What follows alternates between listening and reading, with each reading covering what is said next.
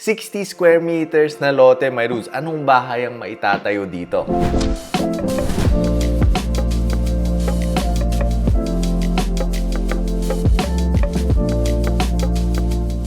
This is Pine Glades Residences, my dudes. An exclusive residential development located malapit sa top universities and hospitals in Metro Manila, and may ongoing subway system din na ginagawa malapit dito. All in all, they have 48 units, my dudes. At sisilipin natin today ngayong araw ang kanilang Model Unit 1 na nakatayo sa 60 square meter lot at napagkasya nilang 4 bedrooms, 3 toilet and baths at 2 carport. How did they do it? We will find out.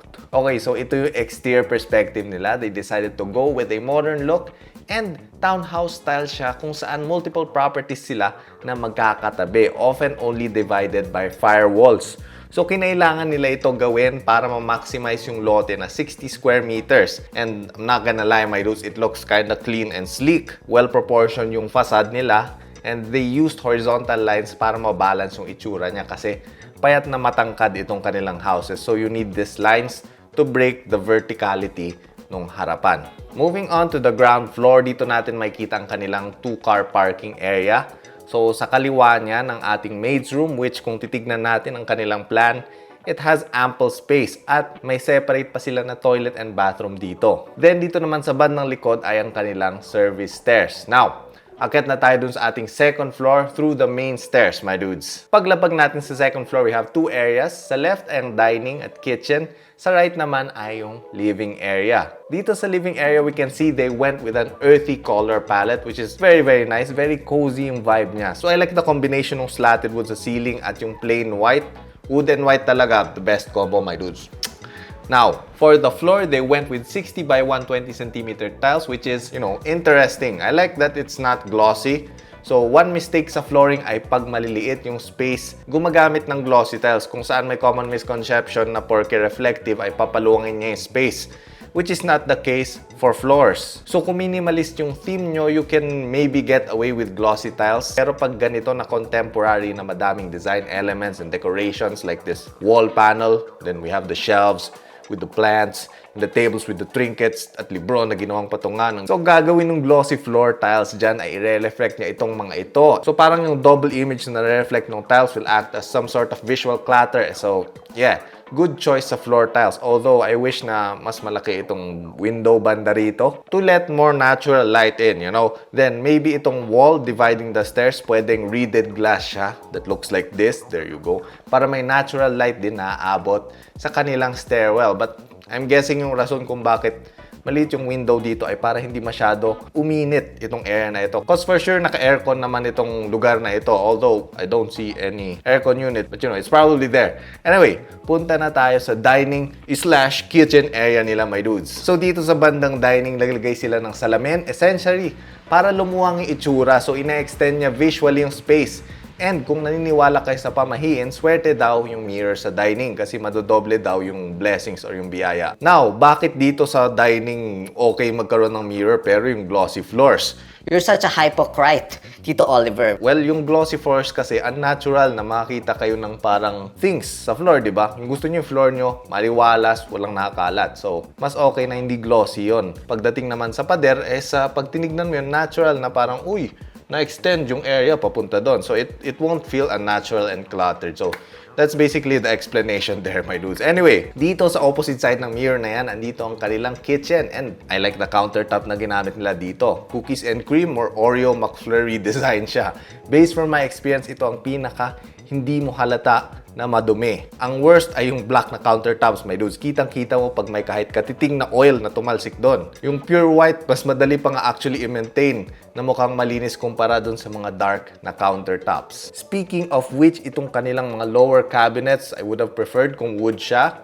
Same sana nitong mga side panels nila. Para sana hindi nyo lagi kailangan punasan cause white glossy or semi-glossy na cabinet doors, mahirap din panatiliing pristine. But aside from that, yung layout ng kanilang kitchen looks very good. I love the Smeg appliances, my dudes. Ishmeg, Bekenemen. Alright, now sa tabi ng ating kitchen, may dalawang pintuan tayo dyan. This first one ay yung papunta sa service stairs. So dyan, pwede akyat yung mga groceries at may easy access ang kanilang house help dito sa kitchen, which is, good planning. Now, itong isang door naman ay ang powder room with a window. So it's always good to see a window sa mga toilet and bathrooms. Actually, that's a must for me. Punta na tayo sa third floor natin, my dudes, kung saan, oh no! Nasaan ito? Surprise! Nakatago siya sa likod nitong hidden door na nakacamouflage sa wall paneling nila. So one thing I like sa pagpaplano nila ay yung stairs nakagitna siya dun sa space. So titingnan natin yung plan. Ayan. And parang siya yung pinaka-divider ng mga areas natin. Tulad dito sa third floor, on one side ay ang ating walk-in closet and master toilet and bathroom. Tapos sa kabila naman ay yung master bedroom proper natin or kung saan nakalagay yung bed. Which I'm actually surprised. Maluwang siya, all things considered.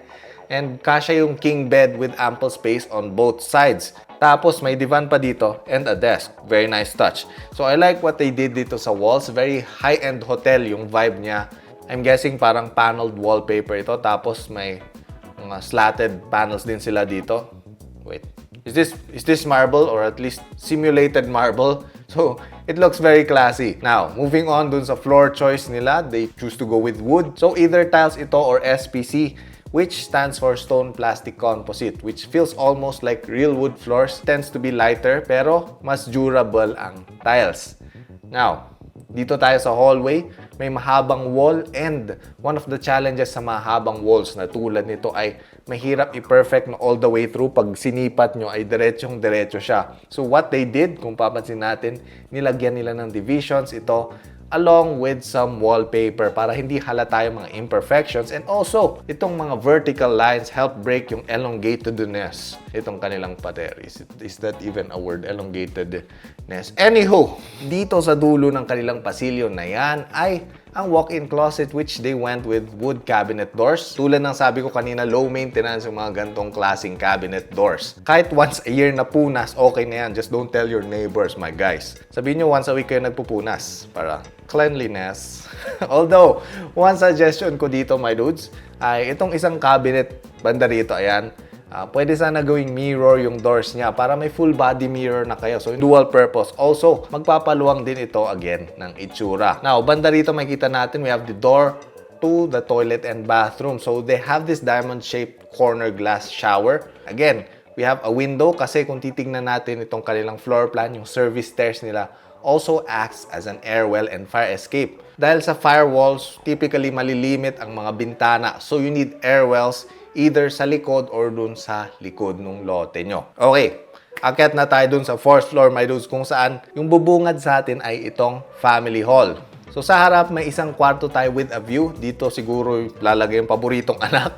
Sa likod naman, we have another bedroom na may sariling outdoor space which they call an eco nook and malapit siya sa toilet and bathroom right beside that bedroom. And you know what? I actually lied. Dito pala ilalagay yung kanilang paboritong anak. I actually like this room, my dudes. Who needs a window overlooking the gate kung malapit ka naman sa CR? Which most ng toilet and baths nila ay nakaposisyon sa likod ng property or ng ating lote.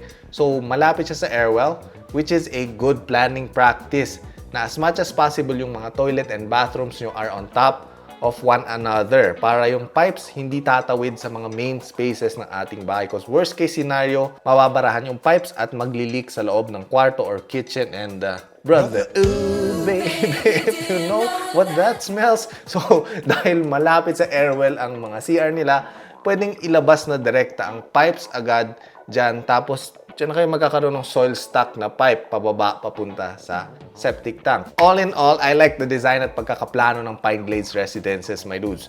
Nagsama pa sila dito ng mga smart home provisions tulad ng smart switches at 2.5 kilowatt na solar kit which could generate around 3,700 kilowatt hours per year, which roughly kaya niya magpatakbo ng isang standard na aircon unit. Maliban yan, dahil exclusive community ito, may guardhouse din siya with 24/7 surveillance. Underground na rin yung kanilang mga kuryente at auxiliary lines. So, wala kayong makikitang unsightly wires. Oh. And, not just that, they also have a multi-purpose hall na may covered pool. Now, disclaimer lang, my dudes, this unit is dressed up, meaning may add-on materials sila na installed. So, iba yung finishes ng units for turnover. So, with that, my guys and my gals, let me know kung okay sa inyo itong Pine Glades. Leave it down in the comments below. Hanggang sa susunod na kabanata, mga bata. Flying! Poosh!